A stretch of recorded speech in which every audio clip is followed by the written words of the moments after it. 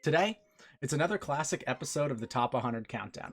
I'll be playing 5 games versus Stango, and for every stock he takes, he'll give me some advice on what I could have done better. How you doing today, man?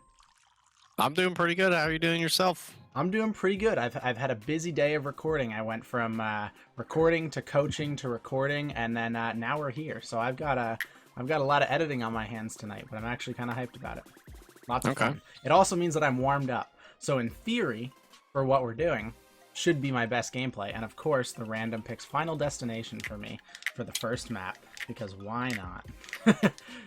Why not play against one of the best Marths in the world on Final Destination?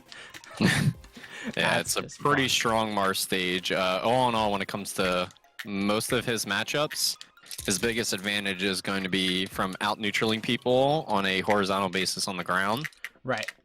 And just kind of like comboing people upwards.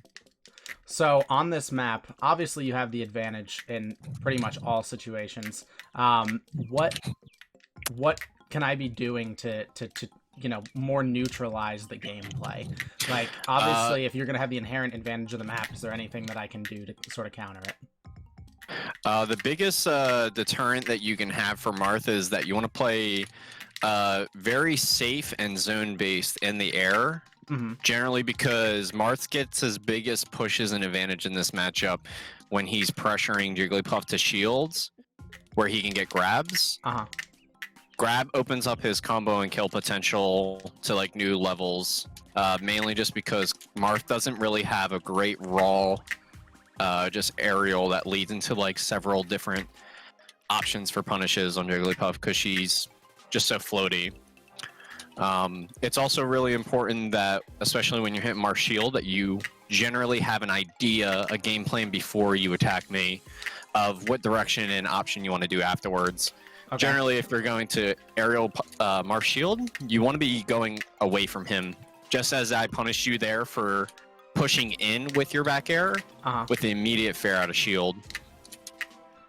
Okay, so I should basically, in those situations where I'm just trying to space, I should be pretty much always just backing out after using the aerial. Not always. Mainly it's just like, just have a little bit of an extra thought when you're aerialing. Like, what's your objective? A lot of times what Jigglypuff players can kind of get into a mindset of is that they're always retreating, and then they never gain any ground. Gotcha. Yeah, I definitely have that, like, especially when I'm against a player better than me, it's sort of like a panic mode, like, what can I do? You know. And the best way to avoid panicking in any competitive environment, especially against a player who's better than you, is to have a goal in mind. If you're very goal-oriented in the way that you play, you can always use that as a fail-safe to remind you of what your objectives need to be. So, in Marth, as Puff, like I said, I don't know this matchup very well. I've played against pretty much, I think, only Umar, if you know him. Yeah, I think actually might be the only, like, Marth that I've played against in general. So, I don't exactly have, like, a game plan. Like, you know, you play against Fox, it's like up, throw, rest. There's at least a general outline of what's going on. What is my general plan against Marth? What works best as Puff against Marth? Generally what works best for Puff against Marth is you want to put him in positions where he's a little bit weaker. So above you is a good option. Up throw is still a pretty solid throw. Off stage, Marth is very vulnerable to dying the Jigglypuff off stage. She has very strong Gimp setups, and also she has her most consistent rest setup in resting up B onto stage, where she can ledge hop. Right. Right directly onto Marth's landing lag of up B and just kill him. Okay, awesome. So those are a couple game plans to keep in mind. Now against getting back on, you're not super edge guarding me super hard, but I imagine if you were focused on it, I would never get back to the stage. So well, that's actually one thing that when it comes to Marth Jigglypuff, that it's a little weird for Marth to do is that he does have great range where he could definitely challenge Jigglypuff's recovery. The biggest thing, in my opinion, when it comes to the matchup is that Puff, you don't really get awfully too much when Puff is recovering correctly against Marth by challenging her recovery. You're just going to hit her higher and higher and not really kill her there, unless you're trying to hit with like F Smash maybe. The biggest thing that I prioritize in this matchup, and generally with most of my Marth gameplay, is that I kind of hold my positions that are my strongest and just rack up damage there and punish mistakes. Mm-hmm. Because I have a larger window of leniency to kind of cover it. Right. Oh god, I've never been sent that far by a poke. Ah, damn. Gotta air dodge higher to grab that ledge. Done that twice now. Ooh. So have you noticed anything so far besides what I've asked about that's just been, I don't know, dog shit stupid, basically? Mainly what I'm seeing here is that you seem to have a little bit of an uncomfortability against playing someone who's fast. Yeah, the biggest I mean, thing... well, fast 20 million times my skill and a matchup I'm not used to does not add up well for not panicking. Correct. I'll say. And the easiest way to kind of grow in those situations is that it's not going to be an immediate thing that I could say that's like, oh, this is going to be your way to, deal with this option. Right. What it really is that having a game plan and sticking to it through and through is what you need to do to stop yourself from floundering like this. Because the biggest thing that I see is that I'm really just running all over you. Like, Marth usually doesn't have the liberty to play the matchup like this where he can be really movement based, where he's not being pressured into being cornered and stuff like that. So that's the biggest thing I'm just taking advantage of. You're kind of giving me these opportunities to do what I want, so I'm just, taking them to the fullest. So how am I giving you those opportunities? Is it a lack of action on my part, like a lack of punishing? Am I not pressuring enough with like back air? Pretty much all those things. The biggest reason that I would say that you're not doing it is maybe you're obviously not aware of the concepts. But what it really also is that you don't really have a goal in mind when you're trying to fight me here. And it's not necessarily something that I could tell you XYZ is like what you need to do. It's really just about studying the game and like learning how to control your character. Because like things like that falling off the stage like just randomly when like yeah, nothing is really happening to you is not cohesive to like success. Right. Yeah. I mean, obviously there's technical barriers, but like I practice quite a bit, so I imagine over time technical barriers while practicing gets better. I'm more concerned about like conceptual things that take longer amounts of time or are not the kind of things that just sort of come with time. They're more things that you actually have to like actively think about. I think that's one of my big issues is like I've watched a ton of high level Melee. I've done this sort of format with a ton of top 100 players, so like it's not like I've had any lack of advice or coaching in my play and everything like that. But it's like despite having that knowledge, applying it in a game is an entirely different thing. Like I could probably pause this, like if I recorded this game I could pause, go back and tell you every like little mistake for the most part that I made, but it's like I'm still making them.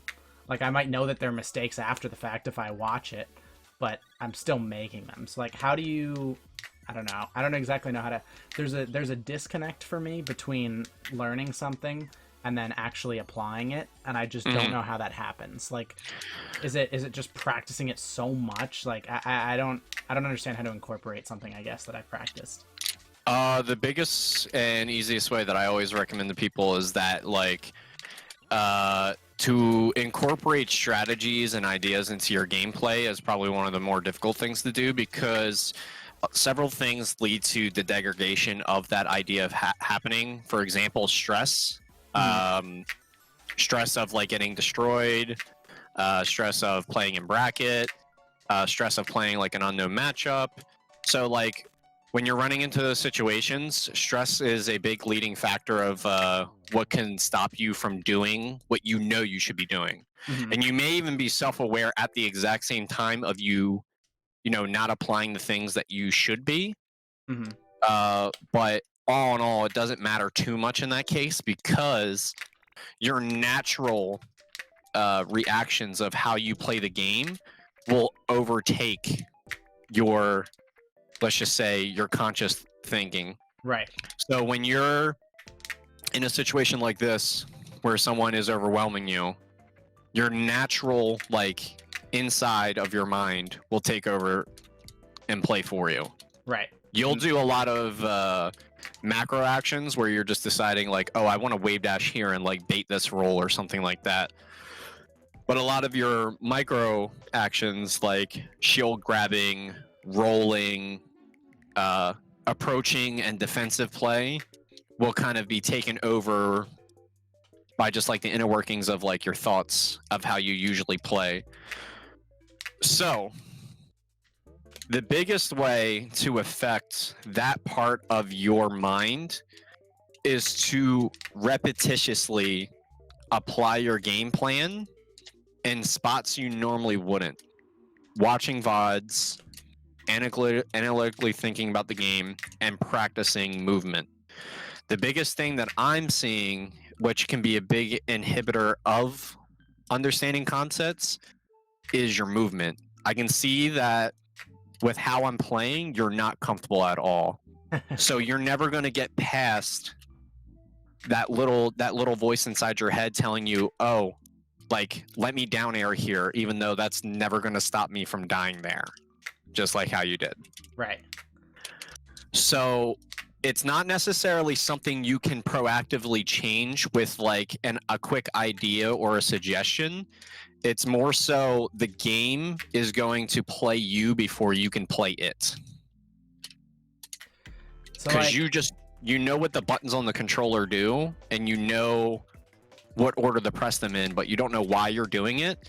And the reason that you're not doing it is because your fundamental understanding of how to apply these things are just lacking. Mm-hmm. I think like even like things that I know, like how to do, when to do, why to do, I still just don't do them. And I know it seems like the solution to that is just do them. Like, for example, I've known how to wave dash since day one, and I know a couple applications of wave dashing. Like, I can wave dash like off the ledge to grab the ledge. I can ledge dash back onto stage. I can wave dash out of shield. But I have never once done any of those things in a game. And like, if I attempt to do them, I just fuck them up. Right. Even though like I can in practice, I can do them 100 times in a row. So I don't have an idea of how to implement them. It feels kind of like I'm stagnating, like I'm getting better conceptually, but I'm not implementing things that I'm learning. Well, that's the biggest thing that I think is a little bit of a problem with new Smash players, is that they kind of see these techniques and they figure out all the conceptual parts about it, but not the mechanical parts, where there is several different reasons why you could be missing these. You could be timing your wave dashes in a way where you're not properly acting out of the landing lag of air dodging. Mm-hmm. Like there's several things that I could tell you, just be like, oh, like, did you know that like grabbing the ledge in with different special moves changes the way that you can ledge dash onto the stage? Did you know that when you do air dodge into the ground with either a wave land or a wave dash, you have like something like 4 frames of landing lag? Mm-hmm. So spamming wave dashing can be, you know, something not feasible, mainly if you're not accounting for that additional lag that's, you know, from the sliding transition.